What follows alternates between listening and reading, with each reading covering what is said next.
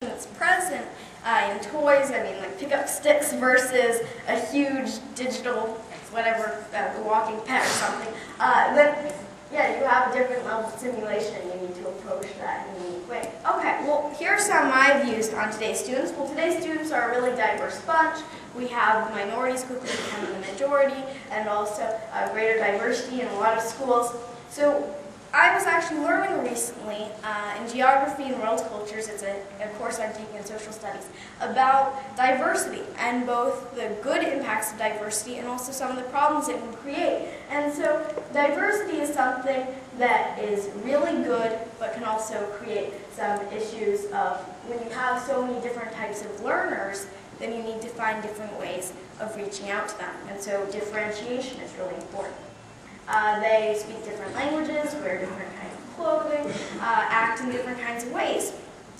So it's no surprise that they have many different learning styles, from kinesthetic and tactile to auditory, visual, which is why differentiation, of course, is so important.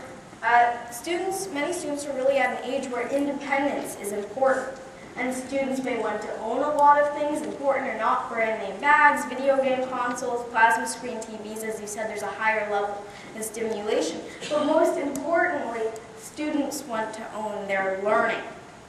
After all, we students are a disenfranchised group. We're too old for this, too young for that. We can't vote, we can't drive, we can't drink. That's important, even though I emphasize it.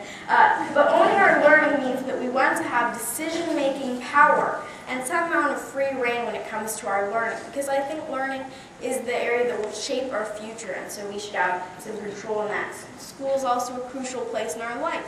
The skills we learn while in school lay out the stepping stones for success in later life. Although we may not have been using computers from the cradle, as this picture of one very intelligent digital native suggests, we still are very much enthusiastic about technology, and we use it frequently, but not always for educational purposes, as we see with this huge increase in social networking. So what explains that huge increase in social networking? I think that one reason is that today's students, like yesterday's students, crave interactions with real people, both online, face-to-face, not just facts in a book, but new technology like social networking has made that possible on a new dimension. I think it's important that in order to keep up with the 21st century student, we have to build an innovative 21st century classroom.